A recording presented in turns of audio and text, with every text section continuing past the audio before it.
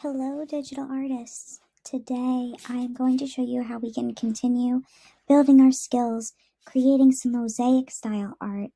And I thought for this project, it would be fun to use an animal because in our last project, we were working on a letter as kind of a warm up to a more detailed project.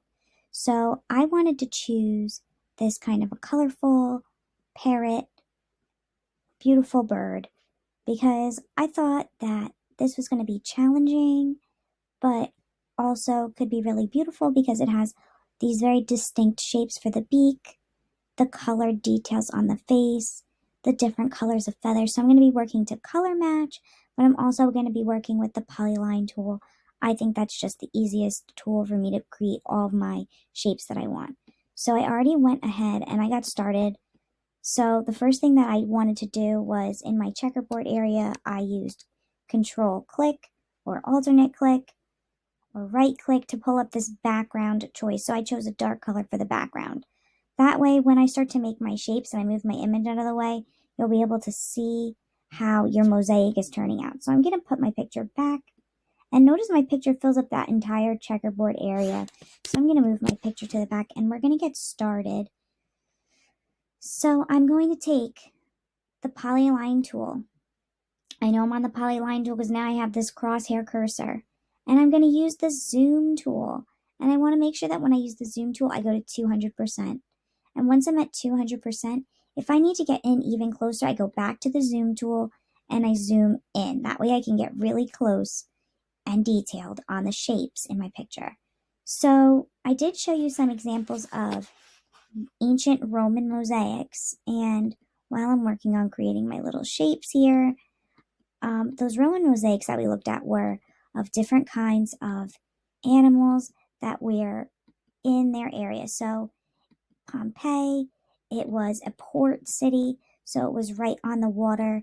And that's why we saw a lot of different sea creatures. We looked at an octopus and a fish, because in that city, eating a lot of fish, buying and selling and trading fish was a big part of their everyday. So what I'm doing while I'm looking at this is I'm trying to create areas for each color in my design.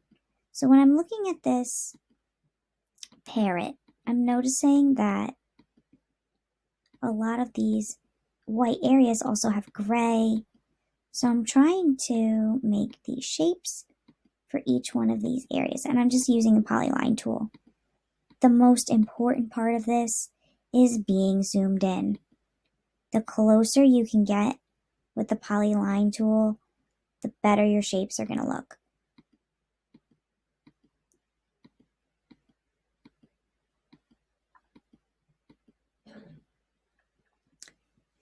So as you're working, remember you don't want to be making huge shapes because mosaics are usually these small, tiny pieces of stone.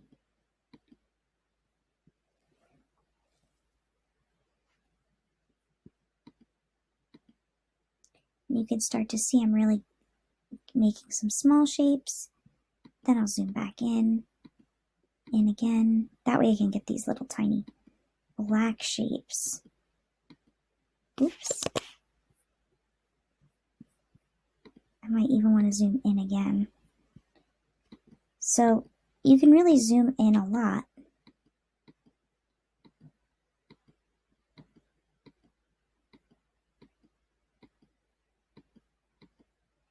You're going to have to work on this for more than one day. If you want to make a really awesome artwork, you're definitely going to have to work on this for a couple of classes.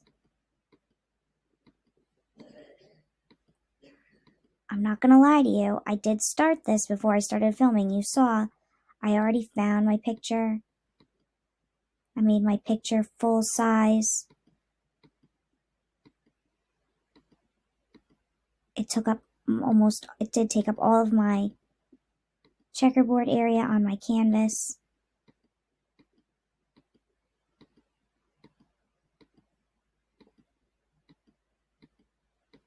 And I've already been making this video for about 6 minutes.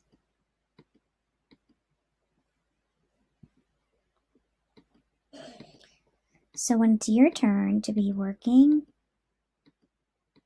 you're going to want to make sure that your image is nice and large. You're going to want to make sure that it's something that you're excited about working on, because we're going to be working on this for a few days.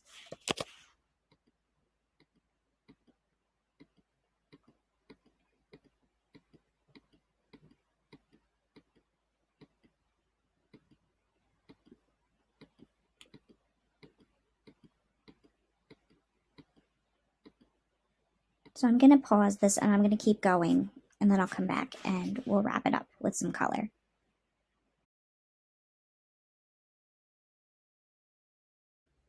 Okay, I'm back, and now I'm going to show you how we can finish up our mosaic. So on the side, I put some directions. The first thing we did was make a solid color background. Then we found our image. Your inspiration could be anything. It doesn't have to be an animal. It could be a character from a TV show. It could be a Pokemon. It could be a bowl of fruits. Could be anything. Remember, you're spending a couple days on this. So you want to pick something that's interesting to you.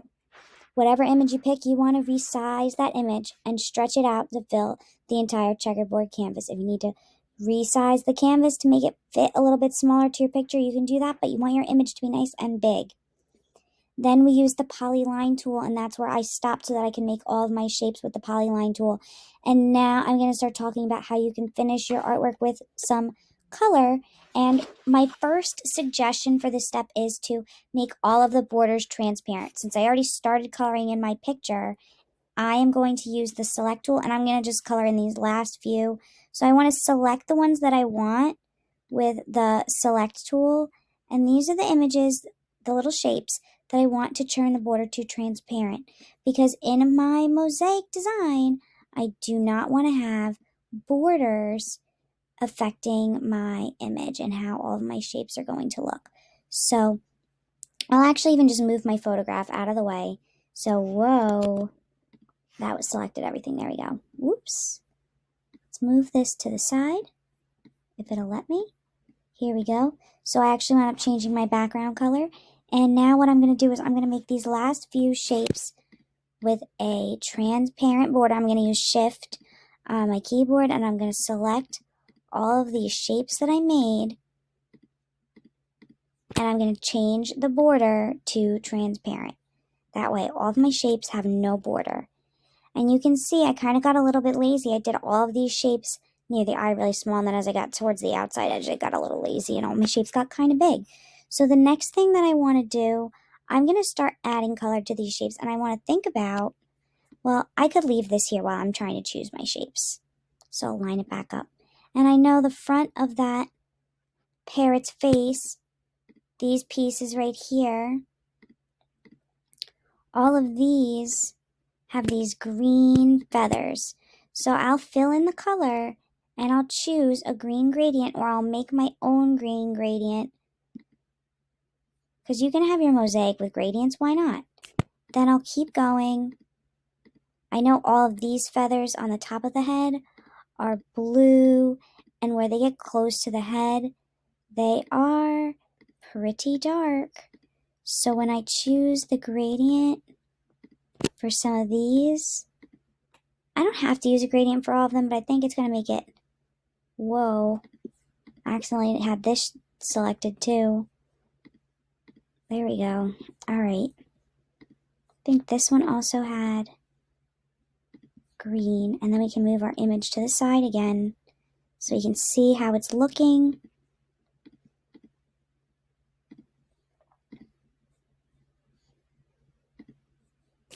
And then this is where we start to get yellow feathers. Yeah, there we go.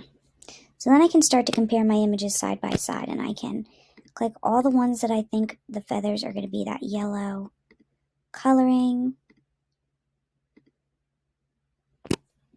And then I'll choose my color, and I'll double check to make my borders off.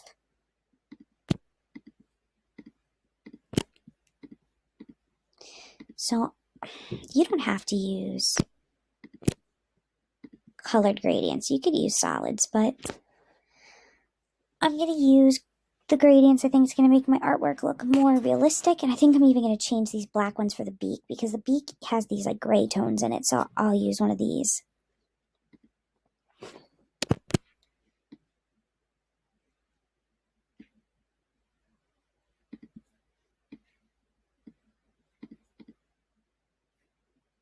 Let's choose... No, it's too light. That looks good to me. Then I can choose all of these other feathers, and honestly, these are a little bit darker in my picture. So, pressing Shift and click, I'll select these last few shapes.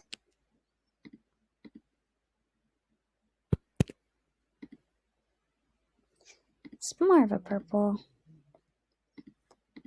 Let's make this a custom gradient.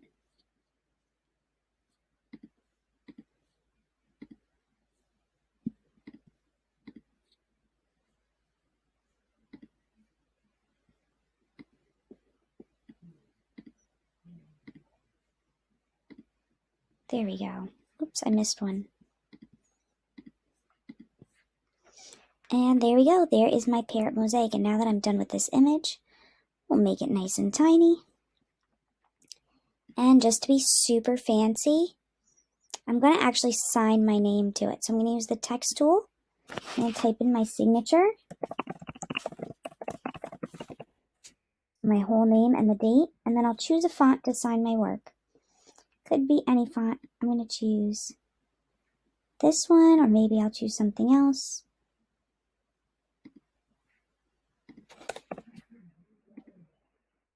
And I'm going to choose a color that goes with my artwork. Because I'm doing text, I want to choose a text color. And I'm going to choose a green. And I'll move this into the bottom corner of my artwork. I don't want my signature to be overwhelming. There we go. So that's going to be our last step, number 8. Use the text tool to sign your work.